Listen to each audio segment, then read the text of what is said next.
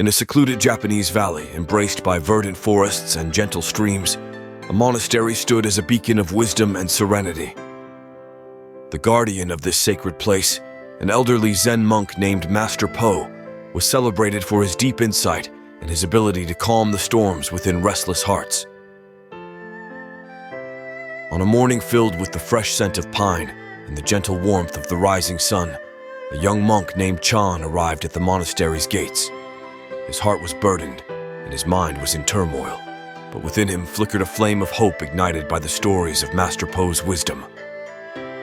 Master Po, I have traversed rugged terrains and crossed swift rivers to seek your guidance, Chan expressed, his voice laden with urgency as he bowed with deep respect. I am ensnared by my own thoughts and deeds, perpetually finding myself to be my own worst adversary. Please, illuminate the path to inner tranquility for me.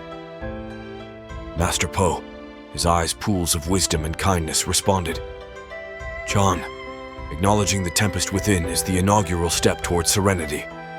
I'm here to guide you on your path, but you must embrace a task. Dedicate an hour each day to meditate in front of the mirror in our hall of reflection and attentively observe the revelations that unfold. With a mixture of curiosity and commitment, Chan agreed to the task. Day after day, he sat before the mirror, studying his reflection and the whirlwind of thoughts swirling in his mind. As the weeks unfolded, Chan began to perceive a transformation in his awareness. One day, as he meditated, Master Po approached and inquired, What do you discern in the mirror, Chan? I see my own essence, Master, Chan replied, his voice now imbued with a newfound stability. And what wisdom have you gleaned from observing your reflection? Master Po prodded, encouraging Chan to reflect deeper. I have come to realize that my thoughts and actions are mirrors of my inner state. When I am engulfed in agitation, my reflection appears distorted. Yet, when serenity reigns within me, my reflection is clear and tranquil, Chan shared, his eyes alight with the spark of realization. Master Po nodded in approval, a gentle smile gracing his face. You are on the path to clarity, Chan. The adversary you have been confronting resides not outside, but within you. It is your own perceptions and thoughts that have been breeding chaos. As you cultivate inner peace, your reflection transforms, and the enemy within dissolves. A profound sense of understanding washed over Chan. He grasped that he held the power to alter his inner state, and consequently, his reflection in the mirror. In the ensuing weeks, Chan devoted himself to mastering his inner landscape. He meditated with unwavering focus, learning to still his mind and embrace tranquility. His transformation became evident to all within the monastery.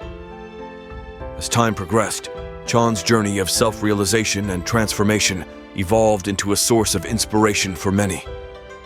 Individuals from diverse backgrounds flocked to the monastery, drawn by the story of the young monk who had learned to vanquish his inner foe. Master Po, now frail but with eyes still radiating wisdom, looked upon Chan with pride. Chan, you have unearthed the most precious lesson of all. You have discovered that you can be your own harshest critic, but also your own greatest supporter. By finding peace within, you have transformed not only your own life, but also the lives of those around you. And thus, the tale of Chan, the young monk who learned to be his own ally, continued to inspire and touch the hearts of millions, teaching them the power of inner peace and the significance of mastering one's own mind. In the serene valley, the monastery stood as a sanctuary of wisdom and tranquility, a testament to the timeless teachings of Zen and a haven for souls seeking guidance and respite. They all lived with mindful hearts ever after. Once upon a time, in a quaint little village nestled between lush mountains, there lived an old Zen Master renowned for his wisdom and tranquility. His small, humble abode was a sanctuary for those seeking guidance and enlightenment. Among the many who sought his wisdom was Alex, a student burdened by the weight of academic failures and the fear of not living up to expectations. Alex had heard tales of the Zen Master's profound teachings and decided to embark on a journey to seek his help. With a heart full of hope and a mind clouded by doubts, he knocked on the Zen Master's door and thus began a journey that would transform his life. The Zen Master welcomed Alex with a warm smile, sensing the turmoil within him. "What brings you to my doorstep, young one?" he asked gently. "I have failed my exams repeatedly, and I am lost. I've heard of your wisdom, and I am here to seek your guidance," Alex replied, his voice quivering. The Zen Master nodded, understanding the weight of Alex's burden. "Failure is but a stepping stone to success, my dear. But first, you must learn to empty your cup." Confused, Alex asked, "Empty my cup? What cup? And how?" "Your mind is like a cup, filled with fears, doubts, and preconceived notions. To learn and grow, you must first empty it, making space for new knowledge and wisdom," the Zen Master explained. He then outlined a plan for Alex, a series of steps rooted in Zen philosophy to guide him on his journey to academic success and personal growth. Step 1. Believe in yourself. First of all, my dear Alex, you must cultivate a strong belief in yourself. Trust in your abilities, and know that you are capable of overcoming any challenge that comes your way, the Zen Master said, his eyes gleaming with wisdom. Self-belief is the foundation upon which success is built. When you believe in yourself, you unlock a reservoir of potential and strength that lies within you. This belief acts as a guiding light, propelling you forward, even in the face of adversity. Step 2. Mindfulness and awareness. Begin each day with mindfulness. Pay attention to your thoughts and emotions. Observe them without judgment. This will help you understand yourself better and create a calm, focused mind, the Zen Master advised. Step 3. Embrace the present. Do not dwell on past failures or worry about future exams. Focus on the present moment, on the task at hand. This is the essence of Zen, being fully present and engaged in each moment, he continued. Step 4. Cultivate patience and perseverance. Success does not come overnight. It requires patience and perseverance. Embrace each challenge as an opportunity to learn and grow. Remember, a calm sea never made a skilled sailor. Step 5. Find joy in learning. Do not view studying as a chore. Find joy in the process of learning. Be curious, ask questions, and seek to understand, not just memorize. Step 6. Practice gratitude. Be grateful for the opportunity to learn, for the challenges that help you grow, and for the support of those around you. Gratitude creates a positive mindset, which is crucial for success. Step 7. Let go of attachment to outcomes. Do not fixate on grades or outcomes. Focus on the effort you put in and the knowledge you gain. Success is a journey, not a destination. With newfound clarity, Alex began to implement the Zen Master's teachings. He practiced mindfulness, stayed present, and found joy in learning. He embraced challenges with patience and gratitude, letting go of his attachment to outcomes. As the days turned into weeks, Alex's mindset began to transform. His grades improved, but more importantly, he found peace and fulfillment in his journey. He had learned to view failure not as an obstacle, but as a teacher, guiding him toward success. When the day of his next exam arrived, Alex felt a sense of calm he had never experienced before. He had prepared well, but he knew that the outcome did not define him. He gave his best effort, trusting in the process and the wisdom of the Zen Master. As he left the exam hall, a sense of accomplishment washed over him. He had conquered his fears and embraced the journey, regardless of the outcome. Weeks later, the results were announced, and to Alex's delight, he had passed with flying colors. But the grades were just a small part of his victory. The true triumph was the transformation within him, the cultivation of a calm, resilient, and joyful mind. Word spread throughout the village and beyond, and Alex's story became an inspiration to many. The Zen Master's teachings had not only helped him succeed academically, but it also provided a blueprint for living a fulfilling life. And so, the story of Alex and the Zen Master became a captivating tale, shared far and wide, inspiring students, adults, and educators alike. It served as a reminder that success is not just about grades and accolades, but about the journey, the mindset, and the joy found along the way. In a small village surrounded by tall trees and green fields, the night was always a special time. The sky would fill up with countless stars, twinkling like diamonds. But the brightest of them all was the moon. It shone down, turning the village into a place of wonder and magic. As the first light of morning began to show, something beautiful happened. The grassy fields were covered in tiny drops of water, known as dewdrops. If you looked closely, each dewdrop had a tiny picture of the moon inside it. It was as if the moon had decided to leave little pieces of itself all over the village. Mia, a young girl with bright eyes and a curious mind, loved exploring her village. Every morning she would go on a little adventure, discovering new things. Today her adventure led her to the dewdrops. She was amazed by what she saw. It felt like each drop was holding a special piece of the moon, just for her. She imagined that the moon was trying to tell her a story of the night and all its mysteries. Life in the village was simple for Mia. She played games with her friends like hide and seek or tag. She helped her family with chores like feeding the chickens or watering the plants. She loved watching butterflies dance in the sunlight and listening to the songs of the birds. But today, the dewdrops made her see the world in a new way. She felt a deep connection to the moon, the stars, and the vast sky above. One dewdrop in particular caught her attention. It was bigger than the others and shone brightly.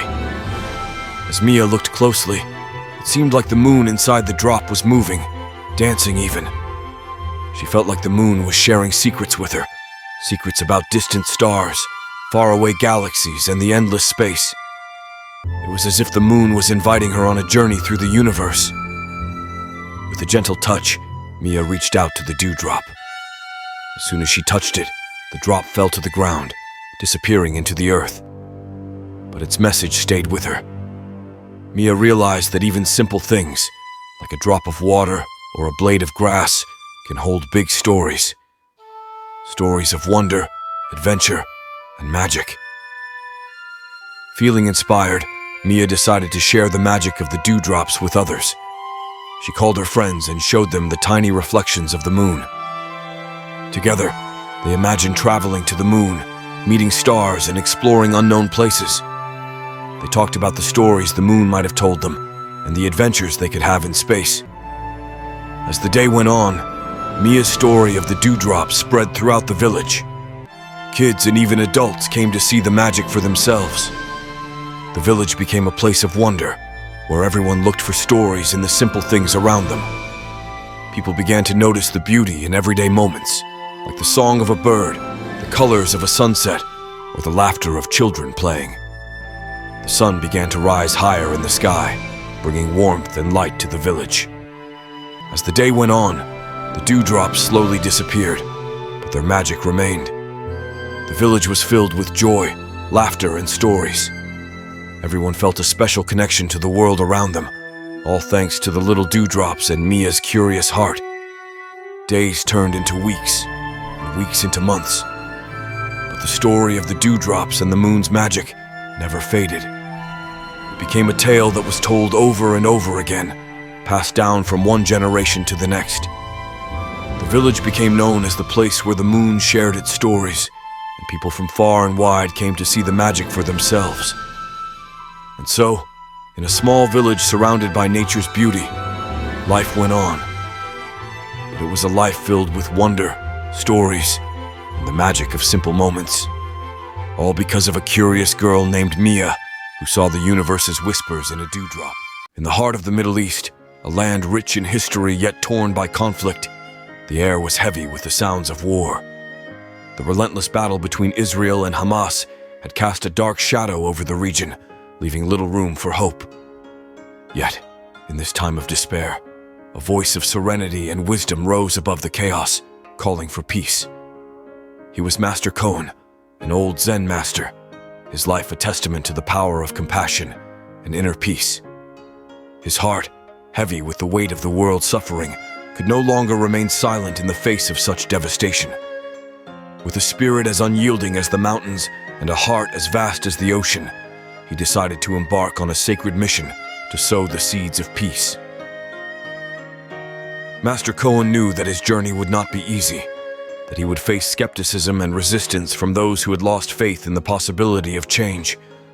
But he also knew that he had a powerful ally in the hearts of people everywhere, waiting for a spark to ignite their desire for peace. He began to spread his message, using the power of the internet to reach across continents and oceans. His words, simple yet profound, flowed like a gentle river, touching the hearts of millions. He spoke of the shared pain of humanity, of the needless loss of life, and of the urgent need for empathy and understanding. His message resonated with people from all walks of life, creating a chorus of voices calling for an end to the violence. From the bustling streets of Israel to the quiet villages in Gaza, people began to stand in solidarity with Master Cohen's call for peace. But the journey was not without its challenges. Master Cohen faced criticism and doubt from those who believed that his message was too idealistic, that the complexities of the Israel-Hamas conflict were too deep-rooted to be solved by words alone. Yet he remained steadfast, his faith in the power of compassion unwavering. He continued to share the stories of those affected by the conflict, giving a voice to the voiceless and shining a light on the human cost of war. He spoke of young children, their eyes filled with fear, dreaming of a day when they could play without the sound of bombs in the background. He spoke of mothers and fathers, their hearts heavy with grief, praying for the safety of their families. Master Cohen's message began to inspire change, as acts of kindness and compassion started to break through the barriers of hatred and mistrust. People on both sides of the conflict began to see each other not as enemies, but as fellow human beings caught in a tragic cycle of violence. The leaders, feeling the pressure of the world's gaze, began to take notice. The possibility of peace, once a distant dream, started to seem within reach. Master Cohen's call for dialogue and reconciliation had planted the seeds of change, challenging the status quo and opening the doors to a new future. He organized global meditations, inviting people from every corner of the world to join together in a moment of silence and reflection. The energy of thousands, united in their desire for peace, created a wave of positivity that washed over the conflict zone, softening hearts and opening minds. Master Cohen's message had ignited a spark of hope, showing the world that even in the darkest of times, the power of compassion and understanding could prevail. The sounds of war began to fade, replaced by the gentle whispers of a new beginning. As the world watched in awe, Master Cohen knew that his mission was far from over. The road to peace was long and winding, but he had shown that change was possible, that the power of compassion could overcome the might of violence. He retreated back into his world of serenity, his heart filled with gratitude and hope. He had planted the seeds of peace, and though he may never see them fully bloom, he knew that he had played his part in the symphony of change. Master Cohen's call for peace had resonated across the globe, touching the hearts of millions and inspiring a movement that would continue to grow long after his voice had faded away. He had shown the world that peace was possible, and that it began in the heart of every individual, waiting to be awakened. In a quiet valley surrounded by tall, green hills and calm streams, there stood an old monastery. This wasn't just any monastery. It was a special place where people came from all corners of the world. They came searching for peace, wisdom, and answers to their deepest questions. At the center of this peaceful place was Zen Master Lee. He was an old monk, but his eyes sparkled like those of a young boy full of curiosity. His gentle smile was always present, making everyone feel welcome and at ease. One sunny morning, a young girl named Jane walked up the stone path leading to the monastery. She had traveled many days from a big, noisy city. The city was always busy, with cars honking, people rushing, and tall buildings blocking the sky. Jane felt tired of all the noise and missed feeling happy. She had heard stories about Master Lee and his wisdom. "Master Lee," she said with hope in her eyes, "I've come a long way to find happiness. The city is so loud and I feel lost in the crowd. Can you teach me how to be happy again?" Master Lee nodded and invited Jane to take a walk with him. They wandered through the beautiful gardens of the monastery. Birds sang sweet songs and a gentle breeze rustled the leaves. Soon they stood before a tall cherry blossom tree. Its pink petals looked like soft snowflakes. "Jane," Master Li asked, "what do you see in front of you?" Jane looked up and replied, "I see a big cherry blossom tree. It's so pretty with all its pink flowers." Master Li smiled. "And how does this tree make you feel inside?" Jane thought for a moment. "It makes me feel calm and happy, like I'm in a dream." Master Li explained, "This tree doesn't worry about tomorrow or think about yesterday. It lives right now, in this moment. It enjoys the sun, the rain, and the wind. It doesn't try to be the tallest or the prettiest. It just is. That's its secret to being happy." They continued walking and soon reached a small stream. The water flowed gently, making a soft, peaceful sound. Master Li asked, "What do you hear, Jane?" Closing her eyes, Jane listened carefully. "I hear water flowing and birds singing. It's like a beautiful song." Master Li nodded. "This stream doesn't compare itself to big rivers or deep oceans. It's happy being a stream. It sings its own song and dances its own dance. That's its way of being joyful." The sun began to set, painting the sky with shades of orange and pink. Master Li and Jane sat on a rock, watching the beautiful scene. "Jane," Master Li said, "happiness isn't something far away. It's right here, inside you. Just like the tree and the stream, you can find joy in simple things.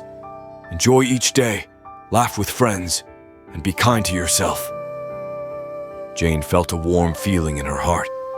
She realized she had been searching for happiness in the wrong places. True happiness was inside her all along. She thanked Master Li and promised to remember his wise words. She returned to her city, but this time, she saw it with new eyes. She found joy in small things, like a butterfly's dance or a stranger's smile. Word spread about Jane's transformation. People wanted to hear her story and learn the secret of happiness. And so, the teachings of Master Li reached far and wide, touching the hearts of many. In the quiet valley, life went on.